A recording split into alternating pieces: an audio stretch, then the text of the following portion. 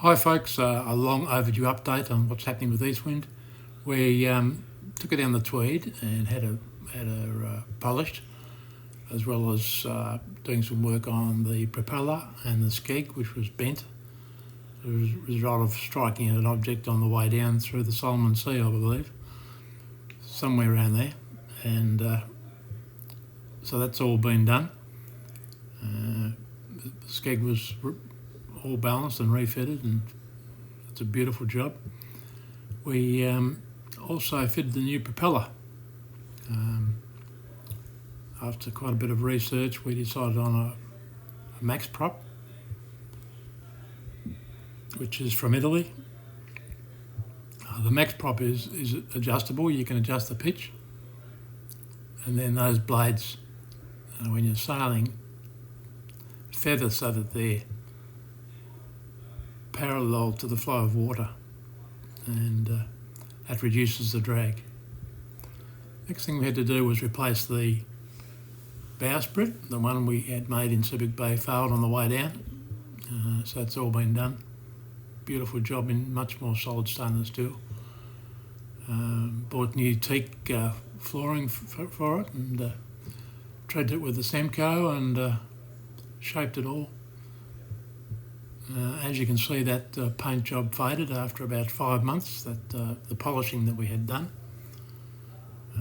So we decided to repaint it. It actually looked worse than what it did before they polished it. So the colour we went for is an off-white. One of the brands calls it vanilla. We're very happy with the way she looked when we took her out of the shed. This is Gold Coast City Marina, which is at Coomera and shed number 1. And the curtains come across, so it's sealed off pretty well from any dirt and dust. But it all went very well. We're very happy with the result, the way they look after her. That's a 50-tonne ship lift, so it managed out 24 tonnes without any problem. And for those that don't know, that's an SNS from the board of Sparkman and Stevens hull, formerly used by Nauta Swan.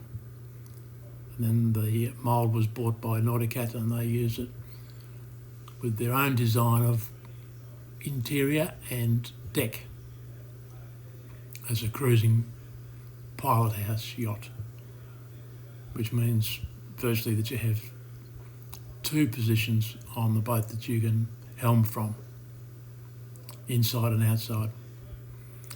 So eventually the mast was ready, and I went up and checked it out at the rigger's place. That's on the back of the trailer, the first time we'd seen it completely assembled.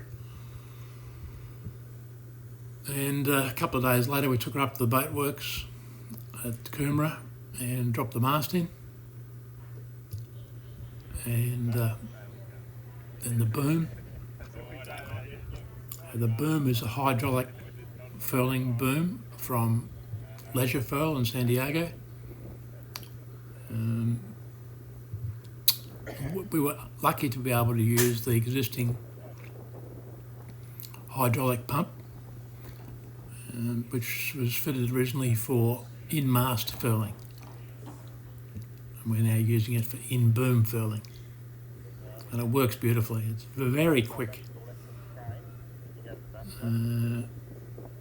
So that's the mandrel there that David's got his hands on. And that's the part that actually revolves, and the mainsail folds around it. Yeah. So it all went very well. It took a fair while to get the boom right, all set in place properly.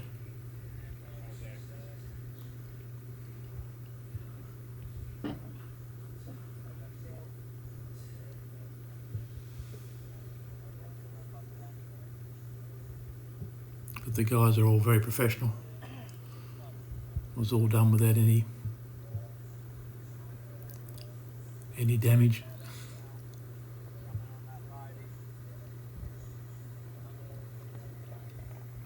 That part there is called the gooseneck, and there's a bolt goes through there.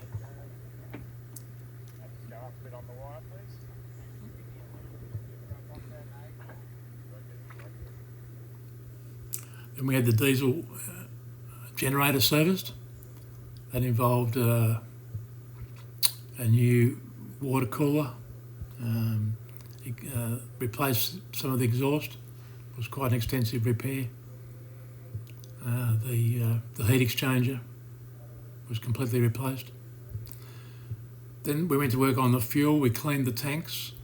We had no way of pumping fuel from one side to the other, so we installed that, as well as a filter, so it enables us now to transfer fuel and filter it or polish it in the process. And we've treated it with an algicide. We added this ActiSense monitor to the generator because there's no way of monitoring the performance of the generator from the pilot house. So now it appears on a screen on the Raymarine. So oil pressure and temperature mainly we were concerned with. Then I went to work restoring the decks.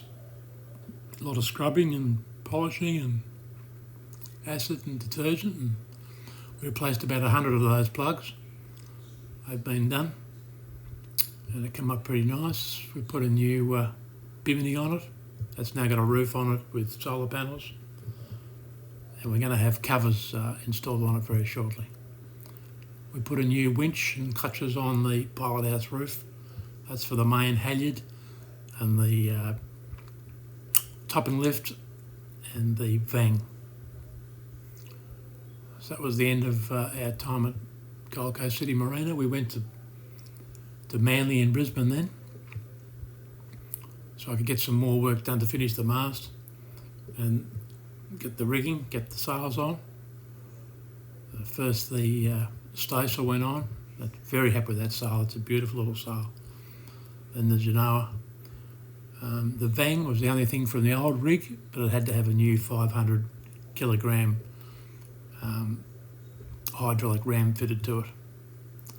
And that's the car for the main halyard.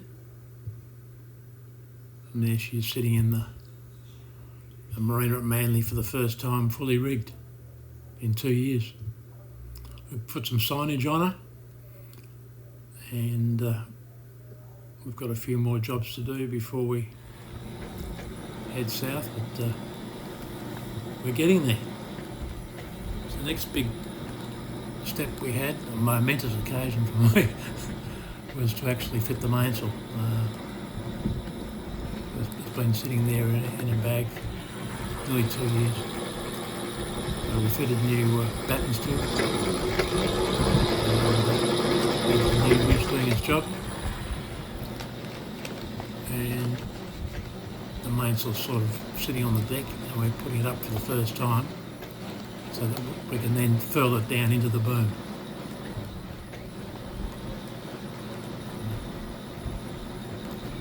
So this is a material, it is Hydronet. Hydronet's a woven polyester with high-tech fibres of Spectra and Dyneema. So it offers durability and shape retention,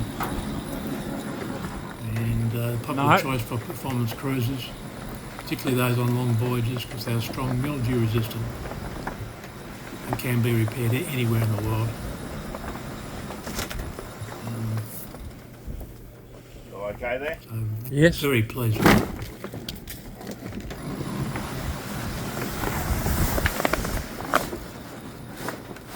So just very carefully feeding that out so it doesn't snag on anything. Because this is the first true test of all those cars and travelling up the track smoothly.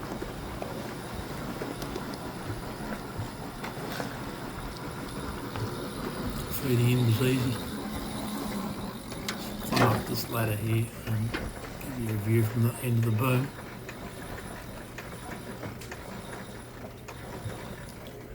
Now the boom also has a built-in sail cover. which is very clever, Now we're looking for clearance at the top. which you pull on from up at the front of the mast. You pull it towards you and it slides up across the sail.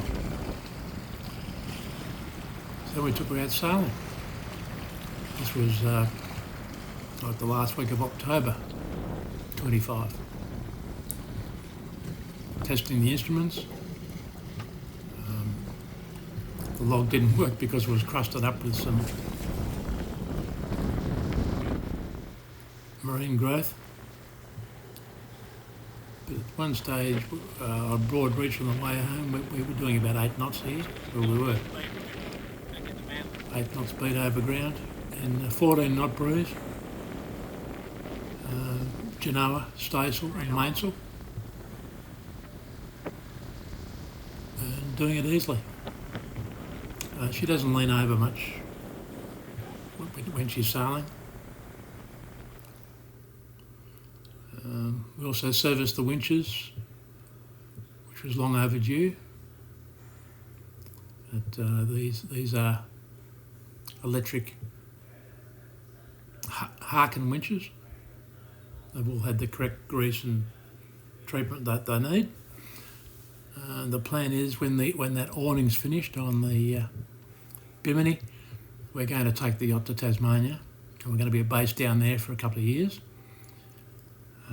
We're entered in the Van Diemen's Land Rally in February 26, which is run by the Royal Club of Tasmania, and they do a circumnavigation of Tasmania with about 50 yachts in company, and we're really looking forward to that. Visiting a lot of places. A lot on the east coast I sailed in when I was younger, but the west coast I've never been down that way, so especially Port Davey. That'll be really interesting, so looking forward to that. Thanks for watching. Just for those people that might be interested, Cameron, which was the last of the Naughty Cats in Vietnam, that was the one that was sunk, and was the last one left there that we had little hope of ever being recovered. Has been salvaged by an American guy and is now sitting in the Subic Bay Yacht Club Marina awaiting restoration. Cheers.